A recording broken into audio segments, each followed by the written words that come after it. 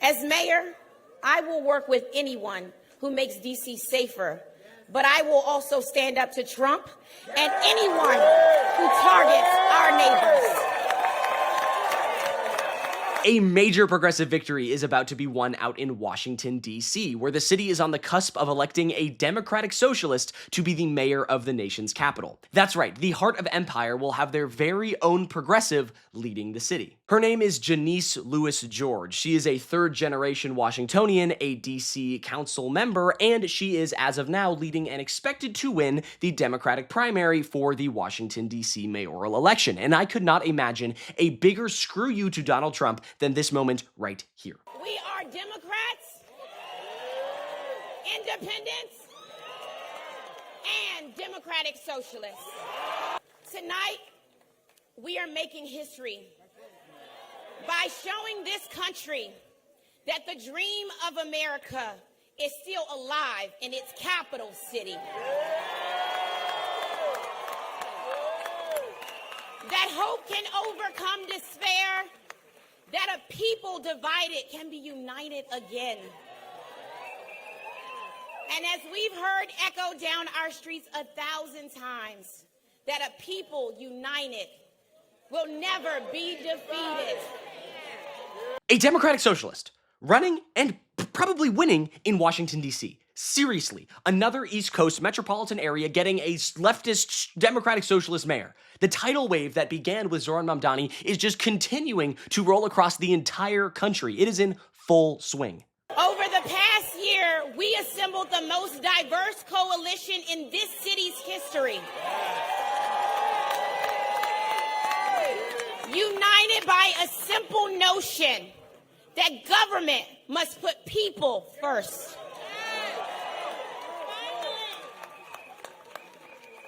We are native Washingtonians, and we are people who made their home in D.C. We are students and working families and retirees. We are Gen Z, Gen X, millennials, and yes, even a few boomers. What a novel idea. The government putting people first. I thought they'd put corporations, Israel, and billionaires in the priority queue, but that's perhaps not the best approach to governing, and that actually focusing on the interests and needs of the working and middle class is actually popular policy that can resonate anywhere across the country. Tonight we celebrate, but tomorrow we organize.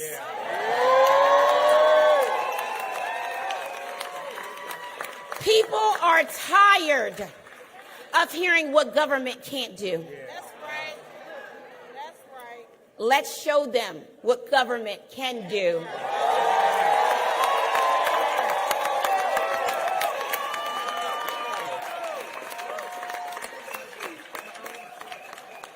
The early results have come in, and it is looking good for us.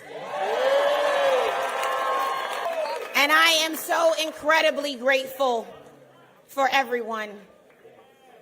I stand here today just grateful to be the daughter of a postal worker, a granddaughter of a DCPS school lunch lady. I stand on their shoulders today in this city, our capital city, because the hope that lives in me and the dream that is realized in this moment is one that I want for all of our families.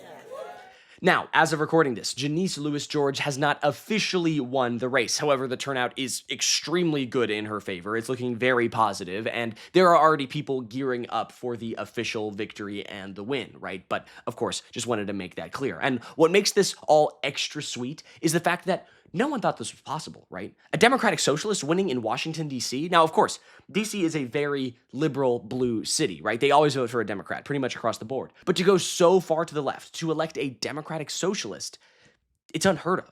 And there were so many calls and people saying that Janeese was going to be the candidate for the ultra elites and the wealthy. But in fact, if you actually look at the numbers, she is leading every D.C. ward except the most affluent one. So talk about some bullshit right there. a major progressive victory for the country, right? Which will hopefully boost the profile of other leftists across the nation. But that's not even the only major progressive win that we had last night. Progressive Rua Roman advanced in a runoff primary to the general election for the Georgia State Senate.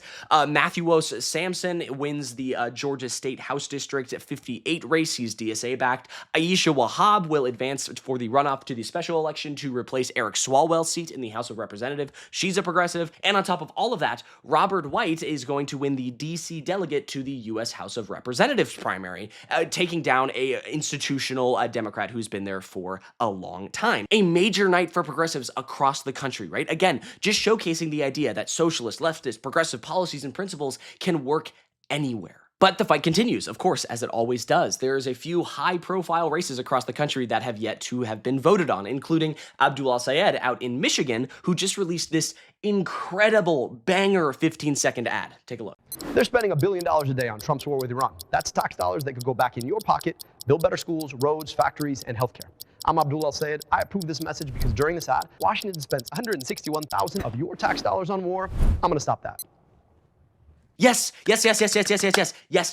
more anti-war messaging, right? No more of this war hawk attacking Trump from the right, pro-war Democrat bullshit, right? The Democratic Party for so many years was known as the anti-war party, right? That was it, right? And now there are these mainstream Democrats taking up the mantle of being these pro-war psychopaths, right?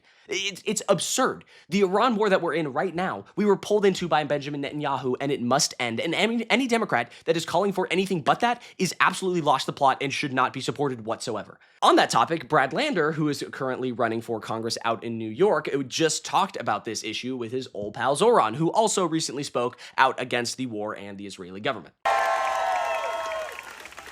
a proud Jewish New Yorker, I will join you in that fight to end occupation and apartheid and genocide.